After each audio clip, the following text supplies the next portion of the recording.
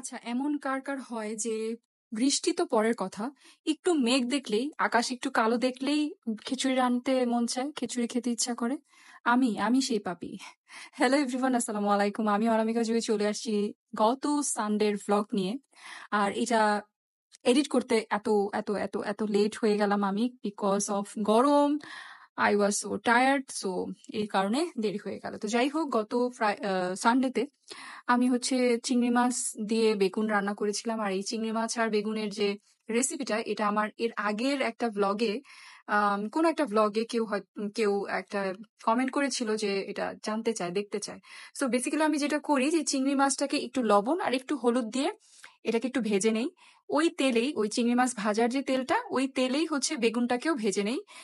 ঠিকই ওইভাবেই লবণ আর একটু হলুদ দিয়ে দেন ভেজে এগুলাকে সরিয়ে তারপর সেই তেলটাতে আরেকটু তেল অ্যাড করি।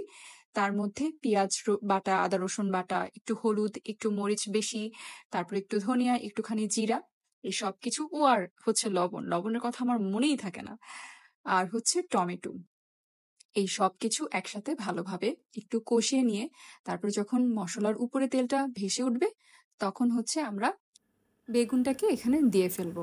বেগুনটা যদিও বেশি সময় লাগে না, আর এই তরকারিটা না এই এমনিতেও খুব একটা সময় লাগে না। লাইক আপনার গেস্ট আসছে, আপনি ওই সময়ই 10-15 মিনিটের ভিতরে এটা মেক করে ফেলতে পারেন, কারণ চিংড়ি মাছ হতেও সময় লাগে না।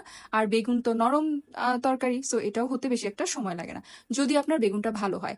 আমার এই বেগুনটা হচ্ছে আমার ভাইয়ের শ্বশুরবাড়ি থেকে, মানে কুষ্টিয়া থেকে এসেছে। সো বেগুনটা খুবই মজা ছিল, কোনো রকমের বিচি ছিল না, তারপরে হচ্ছে পোকা ছিল না, একদম কচি একটা বেগুন ছিল। সো এটা চিংড়ি মাছ দিয়ে খেতে অনেক মজা লেগেছে। সো এই যে বেগুনটা একটু আধো আধো হয়ে যাওয়ার পরে আমি চিংড়ি মাছগুলো অ্যাড করে দিয়েছি।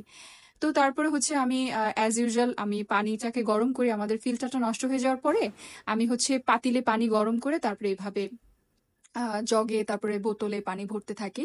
সো এইভাবে করে পানি টানি ভরে তারপরে আমি একটার পর একটা কাজ এভাবে আগাতে থাকি। আর গত রবিবার হচ্ছে আপনাদের ভাইয়া হচ্ছে ওদেরকে স্কুলে নিয়ে যায়, সো দ্যাটস ওয়াই আমি সবকিছু করছিলাম, বাসায় ছিলাম। সো আমি এই তো রান্নাঘরে একটুখানি ইয়ে করে তারপরে যে এসি ছেড়ে আমি এখানে বসে থাকি।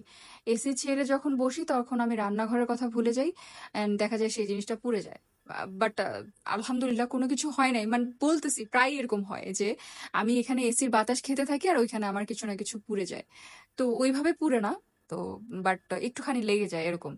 দেন আমি হচ্ছে বিকাল বেলায় হচ্ছে ওদেরকে, আমি না বিকাল বেলায় ওদেরকে পড়তে বসে, বিকজ আমার লাইভ করা লাগে বা ভিডিওস করা লাগে।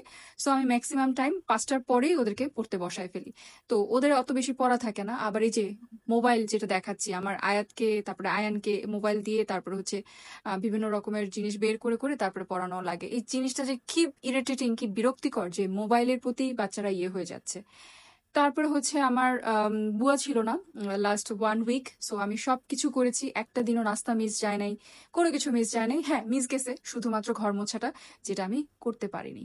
সো আমি রাত্রেবেলা রুটি বানিয়ে রেখেছিলাম, কারণ সকালবেলা উঠতে ভাই সবারই কষ্ট হয়।